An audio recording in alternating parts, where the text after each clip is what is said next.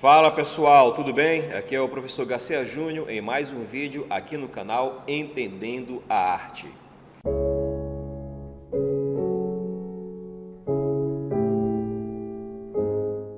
Não te esquece, se você gostar do vídeo, curte aí, deixa teu comentário, te inscreve no canal e compartilha à vontade com a galera. Valeu! E dessa vez nós estamos aqui na sala de arte da nossa escola, no Liceu Maranhense São Luís Maranhão, para a nossa retomada de conteúdos de arte nesse segundo semestre de 2020. Ainda estamos impedidos de termos aulas presenciais por conta da pandemia, ainda é muito arriscado, e agora nós vamos trabalhar com um dos que eu considero dos mais interessantes dentro da história da arte, que é justamente conteúdo sobre impressionismo. Vamos lá? Então vamos lá trabalhar esse nosso conteúdo de História da Arte sobre impressionismo. Espero que você goste, porque é um dos assuntos, como eu já disse, dos mais interessantes para mim. A gente vai começar analisando nossa linha do tempo na história da arte europeia e ocidental. Nós vimos que o neoclassicismo, que foi um conteúdo anterior que nós trabalhamos junto com o romantismo, eles seguem na linha do tempo desde 1750 e vão até quase o final do século XIX. Nós temos também o naturalismo e realismo, em que eu coloquei algumas indicações no Google Sala de Aula para vocês. Eu não fiz um vídeo específico sobre naturalismo e realismo, apesar de nós termos um slide para isso. Porque achei interessante a gente partir logo para o impressionismo. Por quê? O impressionismo foi um movimento histórico e artístico que mexeu muito com o que era o entendimento para o que serve a arte e a parte técnica da arte, além do que influenciou muito o que foi a arte no século XX e até mesmo no século XXI. Então, o impressionismo marcou a primeira revolução artística total desde o Renascimento, para você ter uma ideia da importância do impressionismo. Então, antes dele, aquele movimento artístico que fez com que mudasse muito a abordagem, o pensamento de como fazer arte, foi justamente o Renascimento. O impressionismo nasceu na França em 1860 e durou de modo mais concreto até 1886. Então você vê que teve uma duração pequena como um movimento forte, um movimento coeso entre os artistas. Só que ele foi tão importante que influenciou todo o restante da arte no final do século XIX, o início do século XX e no decorrer do tempo. Então o impressionismo se separou radicalmente da tradição. Esse é um pensamento chave para você entender o impressionismo. Ele se separou radicalmente da tradição, daquilo que vinha sendo feito na arte neoclássica, neoclassicismo, rejeitando as técnicas de perspectiva, que é como você vai criar uma ilusão de profundidade, ou seja, uma ilusão de 3 dimensões numa superfície bidimensional, que é o caso uma pintura, ou um desenho, ou um quadro, tá? A composição equilibrada, em que você vai trabalhar o arranjo das formas, das coisas, dos elementos pictóricos ou elementos visuais naquela tela de modo equilibrado, seguindo um determinado esquema que era herdado desde o Renascimento, passou pelo Barroco também, tá? E o neoclassicismo usa muito isso.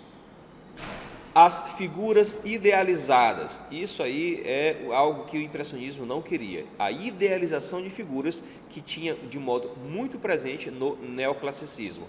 E o chiaroscuro, que é um termo italiano para a relação do efeito entre claro e escuro na pintura, que já tinha sido desenvolvido no Renascimento, depois no Barroco, dentre outros movimentos de história da arte. Então, os impressionistas queriam o quê? Eles queriam retratar as sensações visuais imediatas, através do uso da cor e da luz, captando o instante da realidade. Nota bem isso daí. Captar aquilo que ele está vendo naquele momento, como é o efeito do sol sobre aquela árvore, como é que é o efeito da iluminação naquele café, naquele restaurante que eles frequentavam, como é que era a posição, a espontaneidade daquela pessoa naquele momento em que o artista estava observando. A gente vai ver algumas pinturas em que retratam não só o momento histórico, mas também retratam a parte técnica e ideológica que os artistas impressionistas queriam fazer. Você vê aí uma pintura de Renoir, Auguste Renoir, em que mostra a hospedagem da mãe Anthonie em 1866, uma pintura a óleo sobre tela. É uma técnica que vai permear durante todo o impressionismo, técnica da pintura a óleo sobre tela. tá? Aqueles retratos dos amigos Sisley, Le Coeur e Monet discutindo uma obra do artista liberal Émile Zola. Então, em 1862, nós temos um grupo de amigos artistas que se conhecem. Quem são eles? Claude Monet, Frédéric Bazille, Pierre-Auguste Renoir e Alfred Sisley. Esses caras se uniram com um pensamento diferente do que era feito, tanto no neoclassicismo, quanto no realismo, quanto no naturalismo. Eles queriam fazer a pintura ao ar livre da natureza. Sim, isso mesmo. Ah, mas professor, a pintura da natureza já não era feita pelos próprios realistas, por exemplo, ou mesmo no Renascimento? Sim, é verdade. Mas ao ar livre, do início ao fim, não. Isso nunca tinha sido feito. Alguns artistas, por exemplo, do realismo e do naturalismo, eles iam ao ar livre, faziam suas observações, faziam seus esboços iniciais, até mesmo uma parte inicial da pintura, mas o grosso, a maior parte dessa pintura era terminada no estúdio, no ateliê do artista. E aí eles romperam com o que era feito na arte na época. Então você tem o nascimento do impressionismo.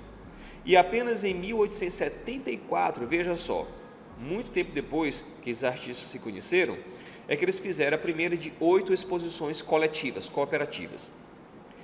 O que tanto diferia na pintura dos impressionistas em relação ao que era feito anteriormente e no momento no neoclassicismo na história da arte.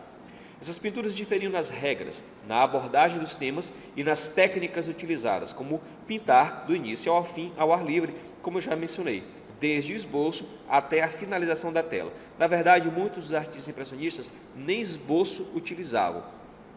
Mas a gente também não pode generalizar tanto assim o impressionismo. Por quê?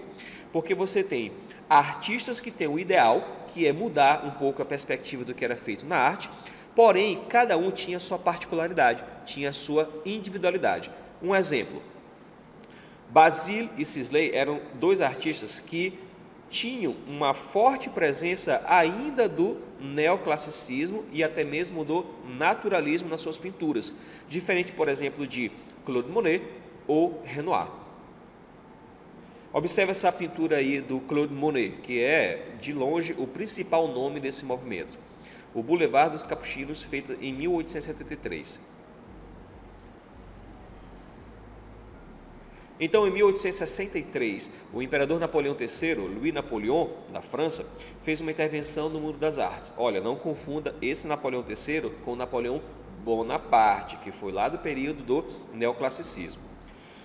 O imperador Napoleão III, Louis Napoleon, buscava corrigir a tentativa de uma categoria profissional com forte corporativismo. Que categoria é essa?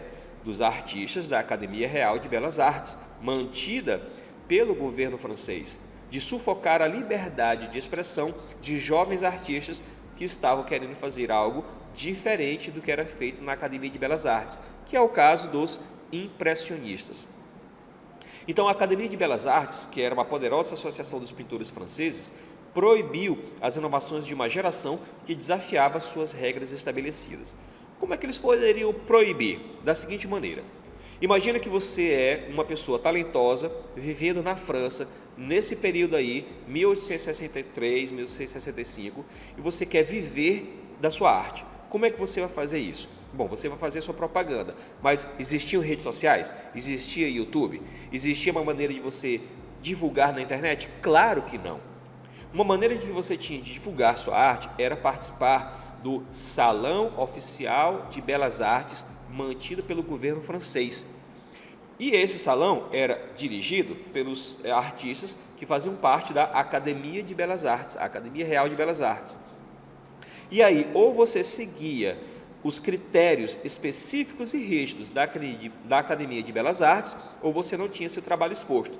Se você não tinha seu trabalho exposto naquele salão, que acontecia a cada 2 anos na França, você não tinha como fazer com que fosse conhecido, você não teria prestígio, você não seria um artista de renome, logo você não ia conseguir ter encomendas ou vender seus trabalhos, entenderam?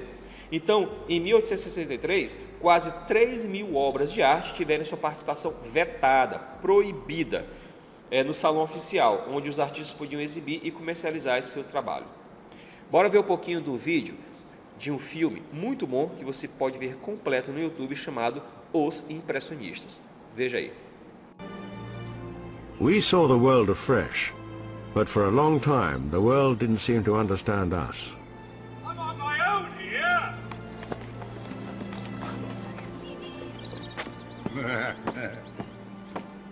The Impressionists, they called us. We were painters of water, of light, of colour. We were of our own time, yet beyond it. Veja aí um trabalho de Claude Monet, que é chamada O Passeio, tá? Uma obra de 1875, 1876, em que ele retrata sua esposa, sua primeira esposa e grande amor da vida dele, Camille, e seu filho Jean.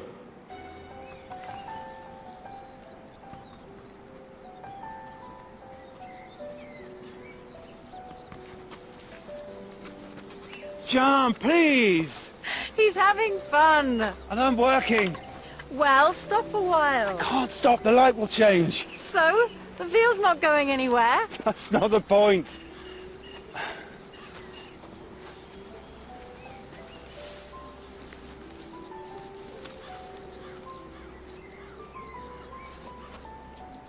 Never mind. Stay there. Stay there.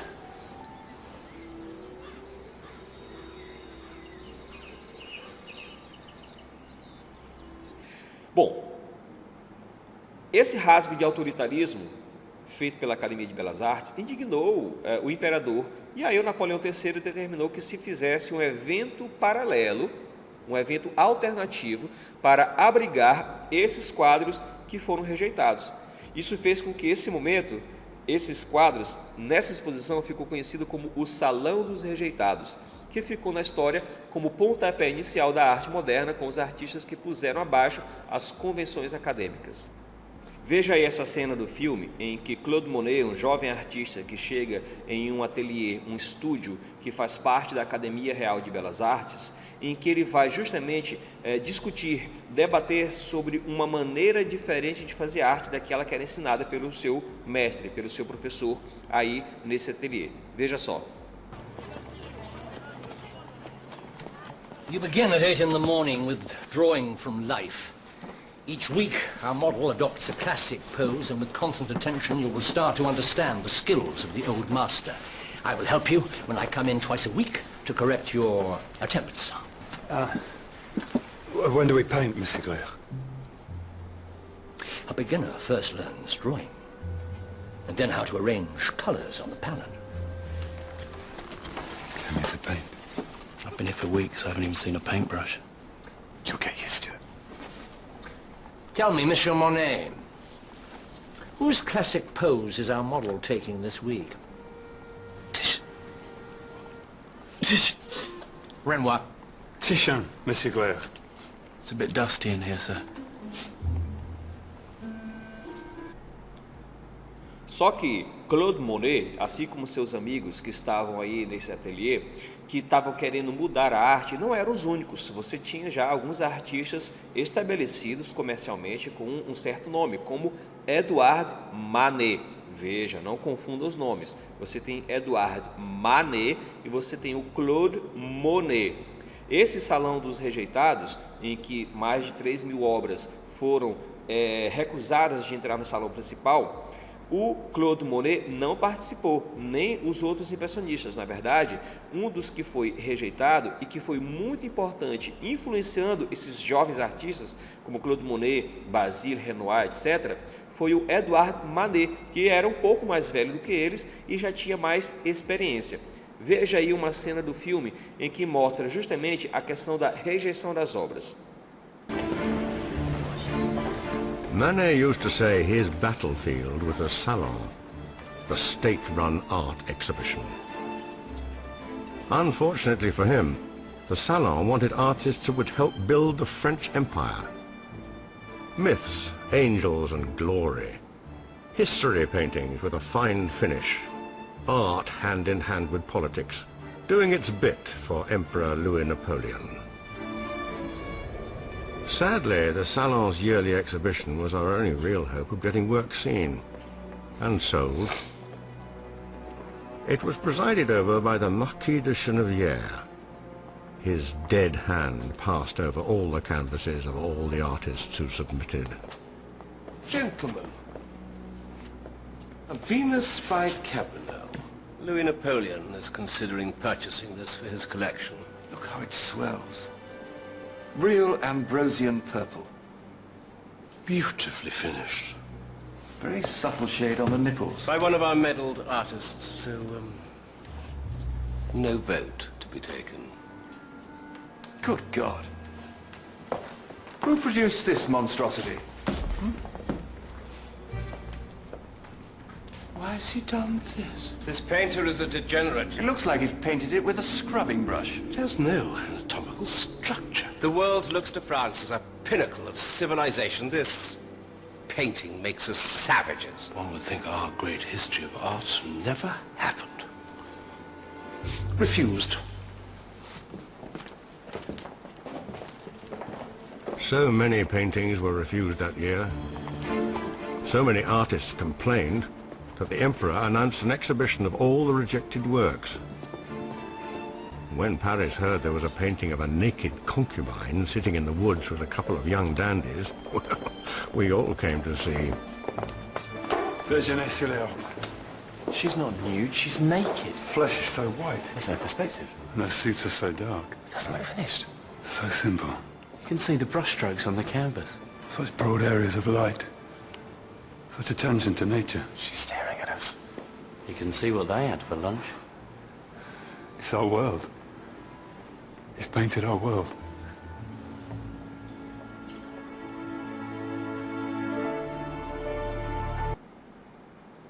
Você vê aí nessa cena em que Monet conversa com seus amigos dizendo que esta obra que você está vendo agora, que é Café da Manhã na Relva, de 1862, de Edouard Manet, pinta justamente o mundo deles, ou seja, a França daquele momento, aquilo que eles viviam, e não algo mitológico, ou algo sagrado, ou algo que era de uma fantasia, não, eles queriam pintar a realidade.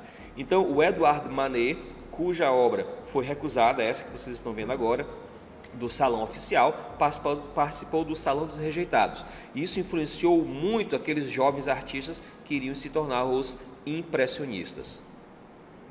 Essa aqui é uma outra obra chamada Olímpia, de Edouard Manet. Bem, Olímpia é uma pose do neoclassicismo, uma pose em que uma modelo vai se colocar. Porém, o Edouard Manet, ele pega e faz uma revolução, por assim dizer, na maneira como a pintura é feita, a pose é colocada, alguns elementos como o gato preto, tá? A combinação de cores e a modelo, que no caso era uma concubina. O que era uma concubina? Eram modelos profissionais, mas que também tinham relacionamentos com os artistas, em sua grande parte, tá? E ela olha diretamente para o espectador, de um modo a afrontar aquela pessoa que está observando-a, tá? Well, I didn't get to know for a while. I knew he'd work. Everything we thought of as new started with him. When I looked at Manet's work, one world ended and another began. The women in his paintings were unconventional. His great muse was Victorine Meurent. Look at me, Victorine. Straight at me. Turn your face towards me and look at me. You're not going to paint me looking straight out the canvas, are you? I'm a god. There are cherubs circling my head. This is Paris in 1862. Only one of those is true. This is Paris and it's 1862. This is how we live now. Olha aí alguns dos grandes nomes do impressionismo. Você tem Frédéric Bazille, ali um autorretrato. Você tem um autorretrato do Renoir, um autorretrato do Monet, um autorretrato do Edouard Manet e do Edgar Degas, que a gente ainda vai falar sobre ele. Aqui são alguns dos impressionistas, né? Nós não temos todos aqui, temos aqui outros admiradores e escritores também. Esse aqui é uma pintura do Henri Fantin Latour, que não era um dos impressionistas, mas um dos seus admiradores. Ele tinha uma vertente mais voltada para o naturalismo e realismo. E aqui eles estão em um estúdio em Barthnol. Você tem Edouard Manet fazendo uma pintura, sendo observado por Pierre-Auguste Renoir, Claude Monet, Frédéric Bazille, os jornalistas Otto Schauderer, Zachary Astruc, o escritor Émile Zola e um outro jornalista que é o Edmond Maître. Na época das exposições iniciais, os críticos diziam que as obras desses artistas eram ininteligíveis, como se tivessem disparado as tintas com pistolas nas telas. Uma falta de técnica, falta de perspectiva, uso errado da paleta de cores, falta de um acabamento nas pinturas. Daí o nome do movimento derivou de um insulto. Diante de uma tela de Claude Monet, chamada Impressão Nascer do Sol, de 1872, um crítico atacou o que ele considerava uma arte que era incapaz de ir além de uma percepção rasa dos motivos retratados. Logo, o que foi que o Claude Monet e os seus amigos fizeram? Pegaram aquele insulto e transformaram no nome do movimento artístico, que até então não tinha sido batizado apropriadamente. E eles se chamaram os impressionistas. Essa obra, Impressão Nascer do Sol, 1872, é que dá nome ao movimento. Tá? Então, a título de provocação, o pintor e seus pares assumiram-se como impressionistas. Para investigar os efeitos da luz sobre a retina humana, utilizavam cores puras e quase não as misturavam nos quadros. A obra de Monet exemplifica tal técnica. Quando se olha de perto suas pinturas, vê-se apenas uma miríade convulsiva de pinceladas coloridas. Quanto mais o espectador se afasta, porém, melhor distingue o conjunto da cena. Veja aí algumas pinturas dando um zoom, aproximando-se para que você possa ver as manchas das pinceladas na tela.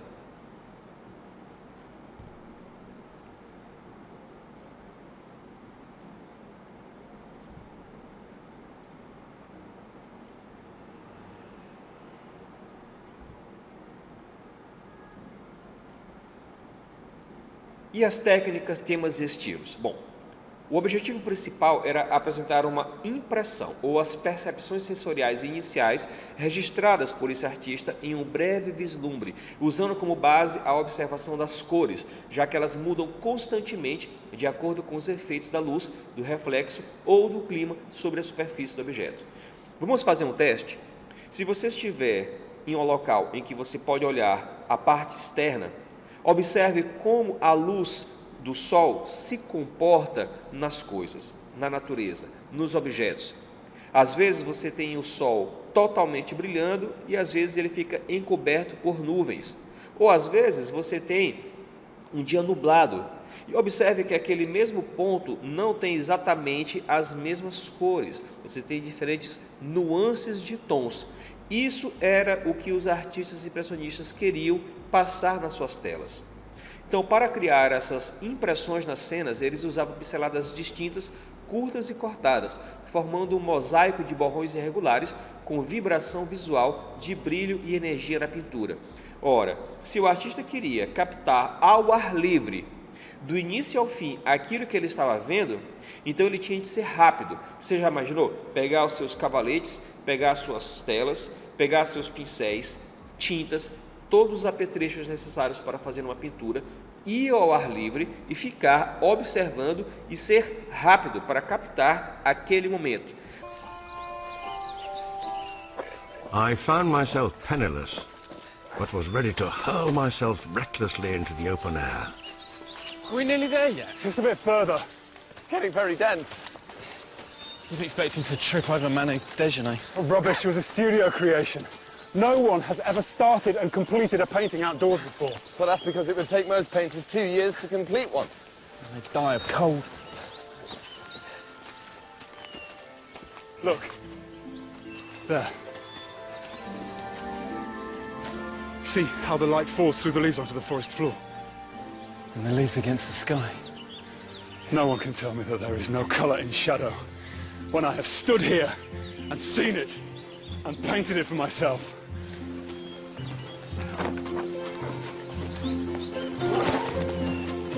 Thank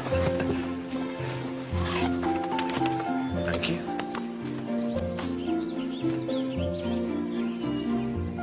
New colours. New studio. Look better with a couple of figures in it. People are far too distracting.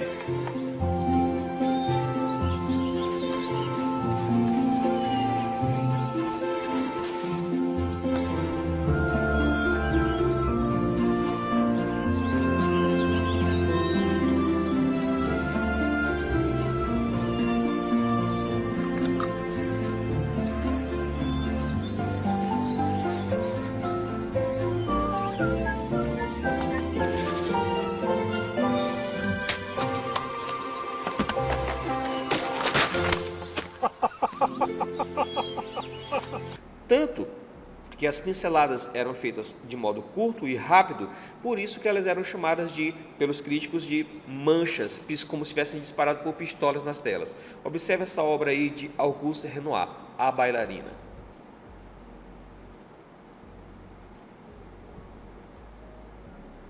E as influências dos impressionistas? Eles foram influenciados por quem? Os pintores acadêmicos consideravam a arte europeia a expressão suprema e perfeita. E eles rotulavam a arte que era feita na Ásia, na África ou mesmo nos Estados Unidos como mero barbarismo. Só que os pintores impressionistas se encantaram com uma temática urbana explorada, por exemplo, nas cenas cotidianas dos artistas japoneses, em que eles trabalhavam gravuras de modo plano, sem muita perspectiva, com formas mais simplificadas, cores lisas, límpidas e luminosas, influenciando muitos artistas europeus a romperem com a tradição. Cor e luz, duas palavras chaves para você poder entender o impressionismo.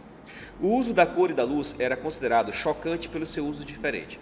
Não existia uma narrativa no conteúdo e nos temas retratados.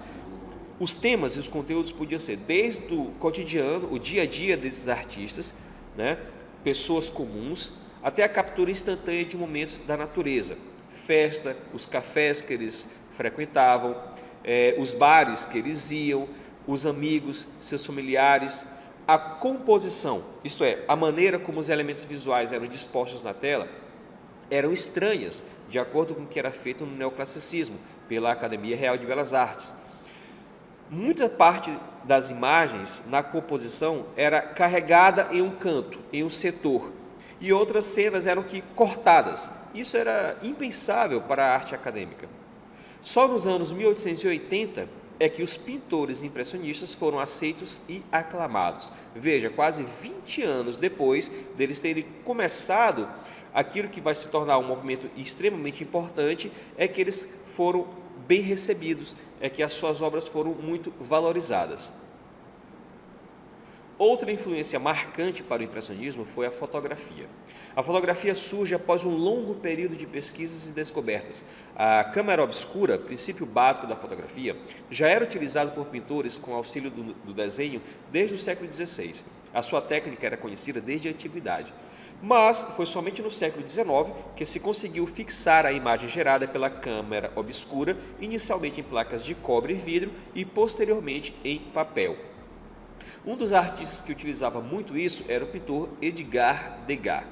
Vista inicialmente como uma novidade exótica, a fotografia era um processo puramente mecânico. Na segunda metade do século XIX, passa a ser empregada em reportagens de guerra e se descobre a fotografia como um documento histórico. E aí, com o avanço técnico do ofício e menores tempos de exposição da lente da câmera para captar a luz e o registro na superfície em que vai ficar gravada aquela imagem, ela começou a ser utilizada para a realização de retratos. Alguns estudiosos de arte dizem que a fotografia foi um duro golpe para os pintores da época. Antes da fotografia, uma pessoa que desejasse um retrato deveria posar para o pintor. Mas com a fotografia, isso tornou mais barato e rápido para você possuir um retrato. Aos pintores restou o caminho da experimentação, é a gênese dos movimentos modernistas. Mas em alguns livros de arte você tem também que a fotografia não foi tão determinante assim para a mudança de paradigma que você tinha na arte. A fotografia revelou aos artistas aspectos desconhecidos do mundo e influenciou diretamente o movimento impressionista. Depois do impressionismo, a pintura nunca mais seria a mesma. Os pintores do século XX expandiram suas ideias ou reagiram contra elas. Os impressionistas defenderam o direito do artista experimentar seu estilo pessoal. Veja aí uma cena de debate entre um professor da Academia Real de Belas Artes, que segue à risca e com muita rigidez as regras do neoclassicismo, com o jovem artista Monet. Monet? I was just examining the texture of his skin.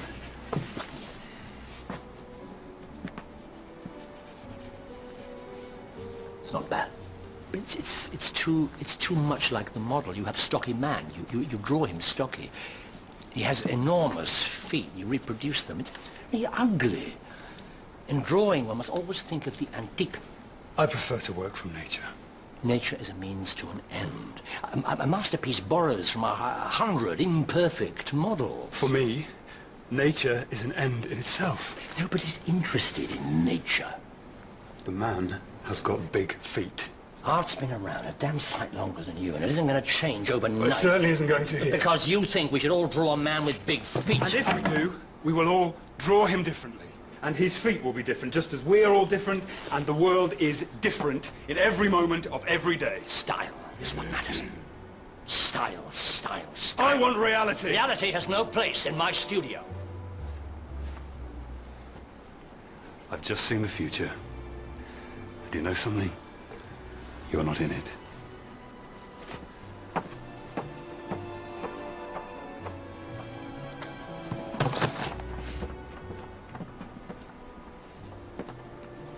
No doubt you paint to have fun, Renoir.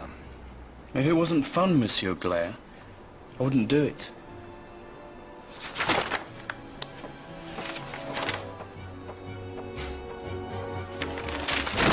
Podemos apontar como principais características da pintura impressionista. A pintura deve registrar as tonalidades que os objetos adquirem ao refletir a luz solar num determinado momento, pois as cores da natureza se modificam constantemente, dependendo da incidência da luz do sol. As figuras não devem ter contornos nítidos, pois a linha é uma abstração do ser humano para representar imagens. As sombras devem ser luminosas e coloridas, tal como é a impressão visual que nos causam, e não escuras ou pretas, como os pintores costumavam representá-las no passado. Os contrastes de luz e sombra devem ser obtidos de acordo com a lei das cores complementares. Assim, o amarelo próximo ao violeta produz uma impressão de luz e de sombra muito mais real do que o claro escuro, tão valorizado pelos pintores barrocos. As cores e tonalidades não devem ser obtidas pela mistura das tintas na paleta do pintor. Pelo contrário, devem ser puras e dissociadas nos quadros em pequenas pinceladas. É o observador que, ao admirar a pintura, combina as várias cores, obtendo o resultado final. A mistura deixa, portanto, de ser técnica para ser ótica. Como você pode ver, o impressionismo então foi determinante para o que seria a arte no final do século XIX e início do século XX, influenciando até mesmo hoje, século XXI. Se você fizer uma pesquisa sobre arte impressionista, você vai achar tanto a arte tradicional, feita com tela, com pincéis e tinta, quanto a arte digital. E você vai ter toda uma aura daquilo que se tornou conhecido como o principal estilo do impressionista, que é o uso da cor e da luz de um modo em que você tenha uma sensação pictórica muito mais intrigante, muito mais interessante e envolvente ao observador. Bem, pessoal, espero que tenham gostado desse vídeo. Não esquece de deixar o teu like, te inscrever no canal, compartilhar aí com teus amigos e até a próxima aula. Valeu!